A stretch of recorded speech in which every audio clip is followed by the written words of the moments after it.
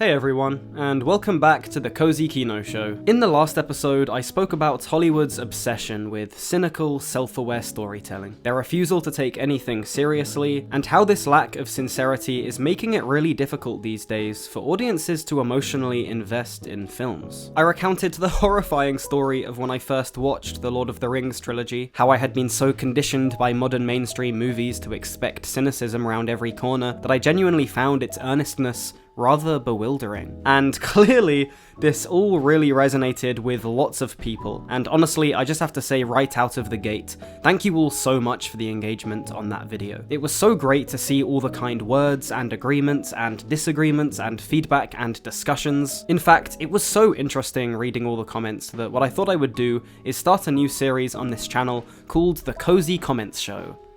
Yeah, see what I did there? Keeping that guttural alliteration alive. Seriously though, pretty self-explanatory video. Basically, I'm just going to be diving back into the comment section, reacting to what people had to say, and keeping the discussions going. Because I have more I want to say about this topic. There are things I said in that original video which I want to clarify, and honestly, it's just fun to engage with other people about topics which interest you. Of course, I would recommend watching the previous video if you haven't already, just for context reasons. But with that out of the way, let's get right into it. Bro must have only watched modern movies exclusively.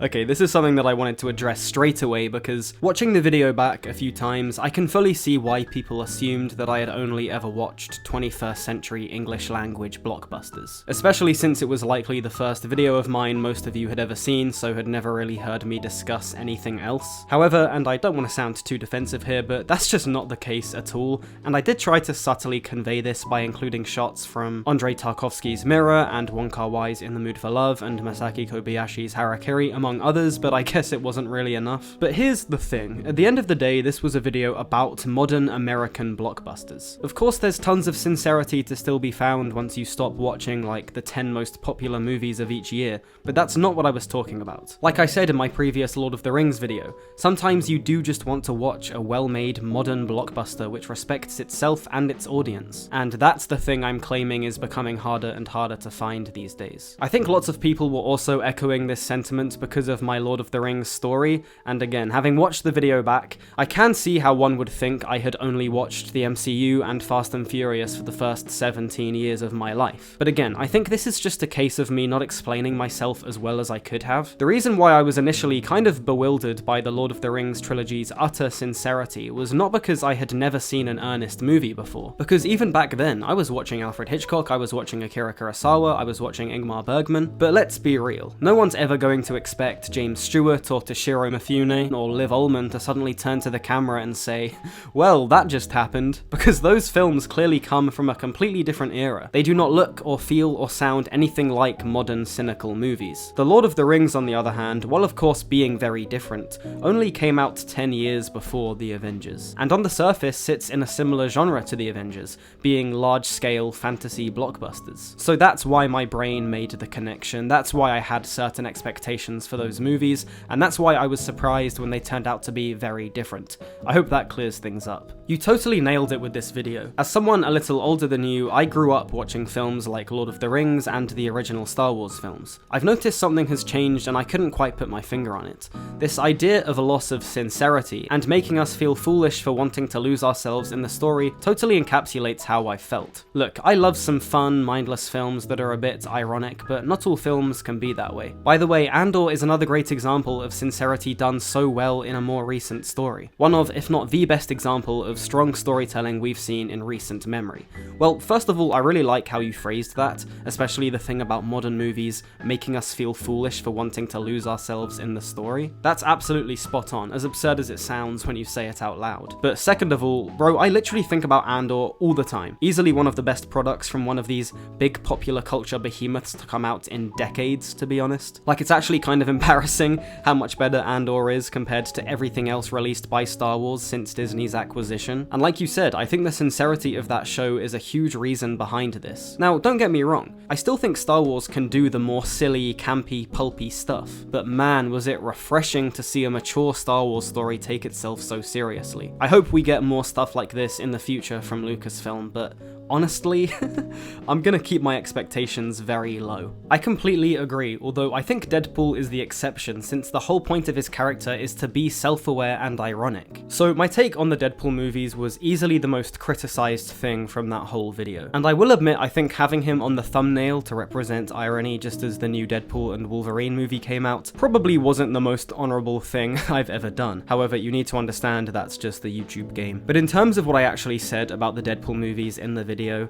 to be honest, I stand by it. Here's the thing, I don't have an inherent problem with a movie being ironic or self-aware or breaking the fourth wall, nor do I have a problem with Deadpool the character. And to be honest, I don't even mind these films. Like, I thought the most recent one was pretty boring, but the first two are enjoyable enough for what they are. However, my main problem with them is as meta as these movies can be at times, they always somehow circle back to being formulaic superhero movies, and personally, I think that's a shame. Let's take another film I briefly referenced in the video, Edgar Wright's Hot Fuzz. Now, Hot Fuzz does not break the fourth wall in the same way Deadpool does. However, it is a self-aware parodic take on action movies and buddy cop movies, just like Deadpool is a self-aware take on superhero movies. However, the difference is that Hot Fuzz feels like a sincere love letter to the genre, and in my opinion becomes one of the single greatest action films ever made in the process. Another great example of this is Scream, which is as self-aware a movie as you're ever going to get, yet is frequently lauded as one of the best slasher films ever. Deadpool, on the other hand, constantly makes fun of its genre in a way which is cynical and kind of nasty, which again, I have no inherent problem with, but then it just does all the boring, typical superhero stuff anyway. Like, there's a moment in the second one where he says, oh, there's about to be a big CGI fight, and then there's a big CGI fight, and I don't know, it just seems kind of lazy. I'm not saying every self-aware movie has to be as clever as Adaptation or 8½, but at least those films really committed to the bit, you know? And it's why, like I said in the previous video, when Deadpool does suddenly try to be sincere and emotional, I feel absolutely zero connection towards any of it. But if other people do, that's fair enough, and if other people who are far more knowledgeable on the Deadpool comics than me think this is a good adaptation, then that's also fair enough. I certainly found many of the comments about Wade Wilson's inner psyche and how he uses self-aware humor to remain detached from the world around him really eye-opening. I guess from my point of view, superhero movies have become very stale, and the Deadpool trilogy, despite bringing this somewhat refreshing, self-aware attitude, doesn't separate itself from the pack enough, if that makes sense. Like, it just still isn't the subversive genre masterpiece that it perhaps wants to be, that I think it should and could be, and that I assume the comics are. But again, I don't think the problem is the character of Wade Wilson, who I actually quite like, nor Ryan Reynolds, who is clearly incredibly passionate about the character and plays him perfectly. I think it's more to do with the studio needing to tick certain boxes and just playing it a bit too safe. That's just my opinion, though. Have to agree. Raimi honestly is perfect at this sincerity in superhero films. He genuinely gets them. It's interesting you said that, because for me, watching Sam Raimi's Spider-Man trilogy for the first time was actually a very similar experience to when I first watched Lord of the Rings. But to be honest, while I now think the Lord of the Rings trilogy is a masterpiece, I still don't really get the pure adoration people have for those Spider-Man films. Now, don't get me wrong, I do like them. They are of course incredibly sincere and are some of the best directed comic book movies of all time when it comes down to capturing that comic book feeling. But I don't necessarily think they're masterpieces. I don't know, I guess they're just a bit too cheesy for my taste. But I do respect them, and I completely understand why you bring them up when discussing Sincerity. This is a huge part of the reason I find the Avatar movies so refreshing. They can be campy, silly, over the top, but they take themselves seriously, and have some genuinely emotional moments between blue aliens that hit harder than most films with real people nowadays. I also think this is a huge part of the reason they receive so much hate all the time. Whether they really deserve to be the highest grossing films of all time is certainly debatable, but I think audiences really don't know what to do with a huge, colourful, adventurous space story that actually wants to be an epic, and not just a joke. Like you said, even Star Wars is scared to take itself seriously nowadays. I'm so glad at the amount of love Avatar got in the comment section of this video, because you're completely right. While they may not be perfect films, the amount of heart and passion and sincerity James Cameron lays bare across those two movies is just so refreshing, and I think I'm gonna have to make a video about Avatar soon, because honestly, I think they're some of the most overhated films ever made. I love this video essay, thank you. Just one correction, the substance being smoked out of the pipe by the hobbits is not weed, it's long-bottom leaf, which is actually just tobacco. No, yeah, I am aware that it's tobacco, not marijuana, it was just a joke. Although you have to admit, Jackson and co definitely at times lean into long-bottom leaf being perhaps something a little more groovy.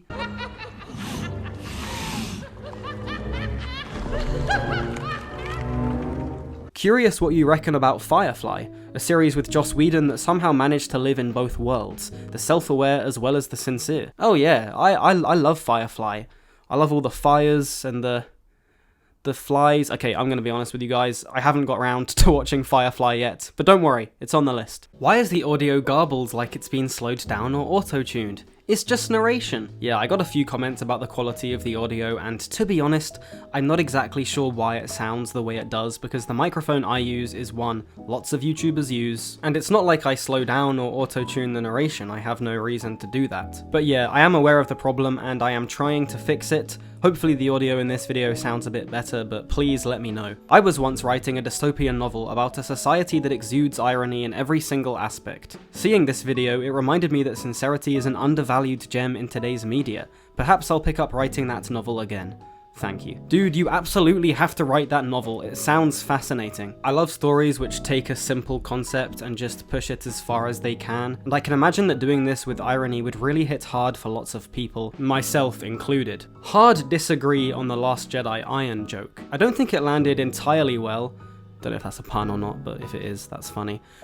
But it's meant to be a reference to Hardware Wars, which was the first Star Wars parody ever made all out of household items like irons as spaceships. It's meant to be doing the exact opposite of what you said it does. It's showing direct respect and appreciation to the most committed fans of the original work. But because Star Wars is so huge now and nobody knows Hardware Wars, it falls flat and can be read as a joke at the audience's expense. Okay, look, I'll be honest, I hadn't even heard of Hardware Wars before reading this comment, and I can imagine that 99.9% of people who saw The Last Jedi also hadn't heard of it. But even for the 0.01% who did pick up on it, is a reference like this not still just going to completely pull them out of the experience? Like, whichever way you look at this joke, it's the movie being aware of its own legend. It's the movie having both feet in the past, which is, in my opinion, one of the biggest problems with the sequel trilogy. Again, scenes like this just take away more than they add, at least in my opinion. I do wonder if internet culture has contributed to this. Internet film discourse is obsessed with relentless deconstruction, shining big spotlights on every plot hole, approaching movies as if it's a challenge to see how many flaws you can spot, rather than just taking it as the experience as presented. Should we be surprised that the industry has noticed and is getting ahead of us by ironically deconstructing narratives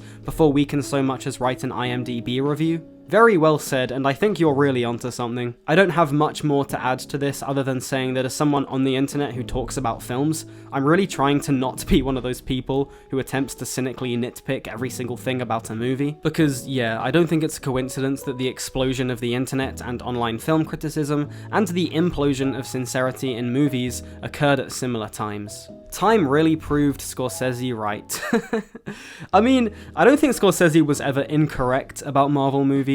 Now don't get me wrong, I think he could have initially phrased his point a bit better. Saying anything is not cinema does sound a little strange, even when spoken by one of the greatest directors of all time, but it was literally just an off-the-cuff comment he made in an interview which news articles pounced upon because, you know, journalism and the internet thrives on controversy. If you read the New York Times article he wrote, or watch either of Thomas Flight's excellent videos about the topic, you'll realize his point was a little more subtle than, "these movies suck," or whatever. But yeah, I completely agree, his comments are only becoming more and more prevalent as time goes on. The term you're searching for is post-irony. It's something David Foster Wallace used to talk about in the 90s. It's irony for its own sake that doesn't point anything out other than, hey, this is a lame joke, but I'm commenting on how lame it is to get ahead of your criticism. It's empty and afraid to say anything at all. Great vid, by the way. Thank you, and I cannot tell you how cool it was reading all the comments about David Foster Wallace, especially considering I'm currently rereading Infinite Jest.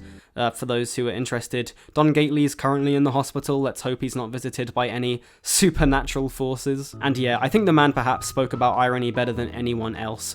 Here are two great quotes which other people commented, which I think really sum up what he was saying better than I ever could. Irony is so overused, not only in movies to keep the audience from feeling genuine emotion, but also in conversations where people don't want to be vulnerable by being genuine. It's hard to express that you're passionate about a topic / cause / belief without making a self-deprecating joke about it, but I think we could all benefit from being a little more genuine. I'm not gonna lie, I wasn't expecting this at all, but there were a ton of comments just like this one which spoke about the lack of sincerity these days, not just in films, but in real life. And I just find that concept so interesting. And let's be real, there's definitely a link there. Movies influence real life, and real life influences movies. I can definitely say that since coming to appreciate sincerity more in art, I myself have become a more sincere person in my day-to-day life, and I think that's a great thing. Excellent video, mate. Thank you. This is why I don't care for Avatar's The Ember Island Players. Despite how great that show is, Charlie Kaufman blends sincerity and irony magnificently, but few else have. Okay, well, look, I agree that Charlie Kaufman is one of the very best when it comes to blending sincerity and irony, but I cannot accept any Ember Island Players slander on this channel. Seriously though, that's obviously your opinion, but the reason why that episode does work for me is because I don't feel that its self-awareness really undermines any of the story. Like, not only is it a really clever way of doing a recap episode, but it also acts as a comment on propaganda and a self-aware love letter to the show from the creators. Like, sure, it's making fun of itself, but in my opinion, the humor feels wholesome and earnest, rather than cynical and nasty, which it could very easily have done. It also intercuts this with actual plot and character beats which link to the play they're watching, and I think it's all done very well. Don't get me wrong, it's not the best episode of Avatar The Last Airbender, but I do think it's very sincere. And if you'd like to hear more of my thoughts on Avatar The Last Airbender, check out the video I did on Book 1. Books 2 and 3 coming to a cinema near you soon, maybe. Not sure Loki getting trashed by Hulk is an example of self-aware humour. At the very least, it's a mix of both self-aware and sincere humour. Loki is established as having delusions of grandeur, and Hulk is established as a physical match for Thor, who in turn established to be stronger than Loki, but Hulk lacks Thor's and Loki's, and Tony's to be fair, fondness of theatrics, because it's barely capable of anything else other than rampaging. So the scene played out the only way it possibly could, even if it subverted the evil monologue trope in the process. Here's the deal, I didn't actually use that scene because I think it's a terrible example of self-aware humour which completely comes out of nowhere. Like you said, it actually does make sense from a character perspective, and it blends both self-aware and sincere humour. And I might get cancelled for this, but I actually still think that to this day, The Avengers is a pretty strong popcorn movie, regardless of the impact it ended up having on Hollywood. The reason I used that scene specifically is because I always thought it was the moment you can literally point at and say, this is where popular cinema changed. The point wasn't that it was a bad joke, but that it spawned a whole era of bad jokes which tried to recapture that self-aware magic but which completely failed because, like I already said, this type of humour has hugely diminishing returns. It is not something you can do a lot. I think that this is why Bollywood and Tollywood films are starting to gain popularity with American audiences. Oh yeah, I completely agree. I'll always cherish the first time I ever watched Bahubali Parts 1 and 2. They were the first Indian films I had ever seen, and it was truly a remarkable experience. I very much recommend diving into Bollywood and Tollywood. They're obviously very different from mainstream American movies, and it might take you an hour or so to really get into the groove of things, but man, once you get there, it's cinematic nirvana. You did make a joke. Yeah, I got a lot of stuff actually about the ending to that video, where I deliver an emotional monologue before being like, you're waiting for me to make a joke, aren't you? Well, I'm not going to. I'd say most people in the comments really liked that ending, but I guess some people saw it as a joke in itself, and therefore kind of a betrayal of the whole video, of the whole message. And I guess I can kind of sympathize with that belief, but it has to be said, I definitely intended on that ending to be sincere, and I do stand by it. I guess in hindsight it sort of acted as a Rorschach test, bringing every viewer's subconscious sincerity radar to the surface, if that makes sense. But yeah, maybe with this video I'll try for something different, ending with one final comment which wraps everything up and leaving my views on it unspoken. Secular and materialist culture preaches a meaningless existence. Movies reflect culture. Find God. It's time to come back home, son.